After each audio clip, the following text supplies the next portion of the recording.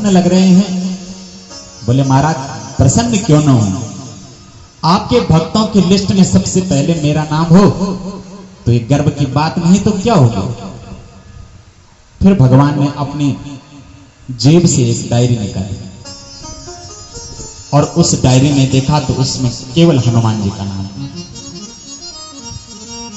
यानी भगवान कहते कि नारद जी तुम्हारा नाम का जो रजिस्टर है वो तो मेरे कमरे में रहता है, लेकिन हनुमान जी का जो नाम है ऐसा भक्त मेरे हमेशा हृदय में रहता है। बोले राधे राधे। तो विदुर जी और उद्धव जी की भेंट हुई। दोनों भक्त विदुर जी उद्धव जी से कहते कि उद्धव जी हस्तिनापुर के क्या हाल हैं और द्वारिकानाथ कैसे हैं। उद्धव जी ने बताया कि महाराज महाभारत का भीषण संग्राम हुआ, पांडव और कौरवों की लड़ाई हुई, पांडवों की विजय हुई, कौरवों की बहुत सर्वनाश हुआ और अब हमारे जो परमात्मा श्री कृष्ण हैं वो भी इस धराधाम को छोड़ करके चले गए। विदुर जी की आंखों में आंसू आ गए। बोले मैं कितना अभागा हूं कि मैं उनका अंत समय में दर्शन नहीं कर पाया।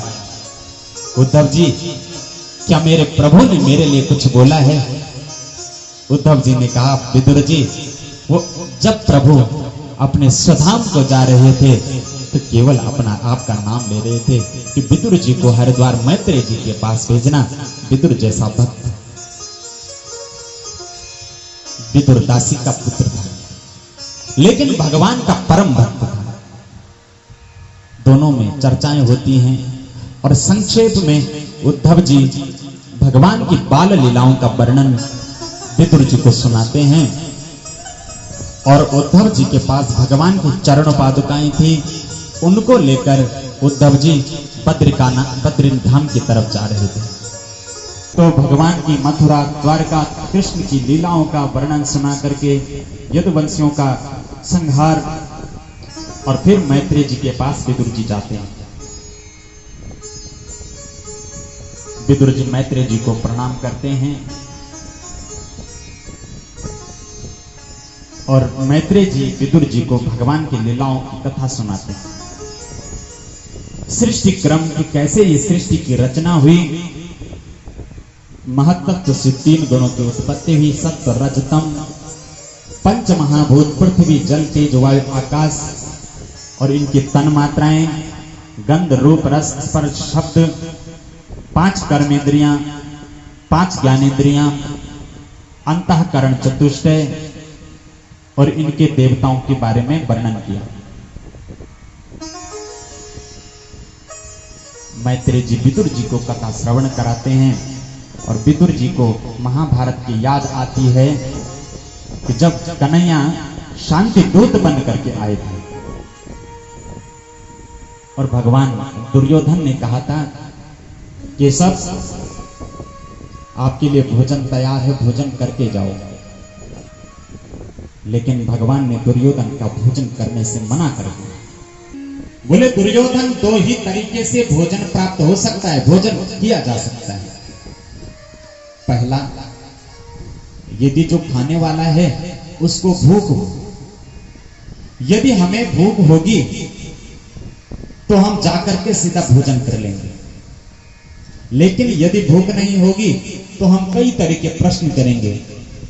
ये भोजन किसने बनाया, ये थाली साफ है या नहीं है, पवित्रता से बनाया गया है या नहीं, अनेकों प्रश्न। क्योंकि भूख ही नहीं है, प्यास नहीं होगी तो तरह तरह के प्रश्न।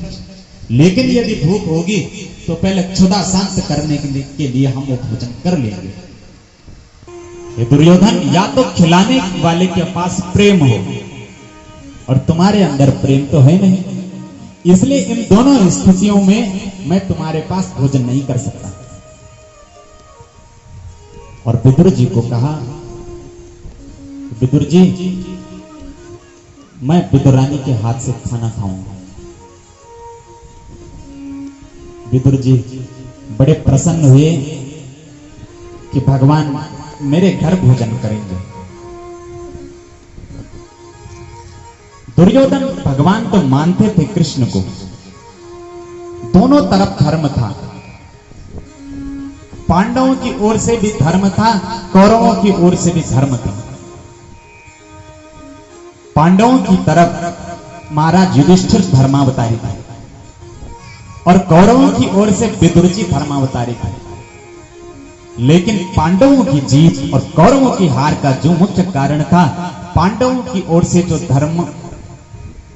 धर्म की मानते थे, युधिष्ठिर की सब बात मानते थे, लेकिन कौरवों की तरफ धर्म को कोई नहीं मानता था। विदुर जी को ही घर से निकाल दिया था, इसलिए कौरवों को हारना पड़ा।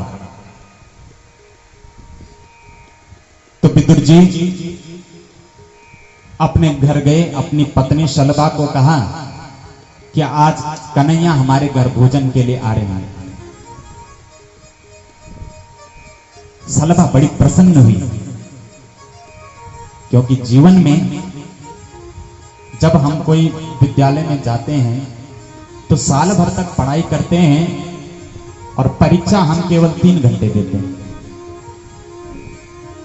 जिंदगी भर परीक्षाएं, जिंदगी भर पढ़ाई करते हैं, लेकिन कोई भर्ती आए तो उसमें 2 या 3 घंटे का पेपर देते हैं। ऐसे ही भगवान हमारी जिंदगी की ये परीक्षा है। हम जिंदगी में ये पढ़ाई करते हैं, लेकिन यदि वो भगवान हमारे सामने आ जाए तो फिर हम उसे याद पहचानते नहीं। क्यों? क्योंकि हमने स्वयं को इतना सक्षम नहीं बनाया कि हम उस भगवान को पहचान पाए। भगवान अपने चतुर्भुज रूप में कभी हमारे सामने नहीं आएगा, वो कभी किसी के अंदर भी आ सकता है। और बगल में एक सुंदर मंदिर था। मंदिर के बाहर एक चाय वाला था, जो लोग आते उनको चाय पिलाता। एक महाशय जी थे और फूल बेचने वाले का एक छोटा बेटा था, बड़ा गरीब बच्चा था। ये महाशय जी जब गए एक आदमी, तो उन्होंने चाय बनाने का ऑर्डर दिया, बोले एक चाय बना दो। उसने चाय बनाई और बगल में एक छोटा वो जो बच्चा था वो देख रहा था। इतने में एक सेठ व्यक्ति आ गया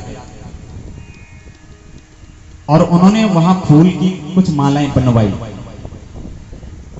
500 की, 1000 की, जो भी बनवाई होंगी। और वो जो बच्चा था वो सेठ जी के पास गया। अब उसने देखा ये बड़े सेठ आदमी हैं, अगर कुछ याचना करूंगा तो दे देंगे। महाराज मुझे भूख लगी है, कुछ खिला दो। लेकिन इसने कहा, इसने उसे डांट दिया। उसे उस पर दया आई और उसने जो चाय के लिए कहा था वो चाय और कुछ बिस्किट उस बच्चे को दे दिए और वो बच्चा मुस्कुराने लगा। इतने में जो सेठ है वो कहने लगा कि तुम जैसे लोगों ने ऐसे लोगों को बिगाड़ दिया है। लेकिन वो व्यक्ति कहता कि देखो, तुम इतनी महंगी महंगी मालाएं उस मंदिर में चढ़ाओगे, उस मूर्ति में चढ़ाओगे, और वो मूर्ति किसने बनाई है? भगवान ने बनाई है, हम मनुष्यों ने बनाई है। लेकिन ये इंसान आज भूख के लिए आपसे कुछ याचना कर रहा है, लेकिन आप उसको डांट रहे हो। देखो उसको बिस्किट खाने के बाद वो कितना मुस्कुरा रहा है, यानी इसे भी भगवान ने बनाया है। हमने जो मूर्तियां बनाई, हम उन्हें तो खूब सम्मान दे रहे हैं, खूब सेवा कर रहे हैं, लेकिन जिन मनुष्यों को, जिन जीवों को भगवान ने बनाया है, हम उनकी तरफ देखते भी नहीं। तो बोले तुम्हें भगवान मिले ना मिले, लेकिन मैं समझ गया हूं, मुझे आभास हो गया है कि मेरा भगवान यहां पर मुस्कुरा रहा है। बोलो राधे राधे।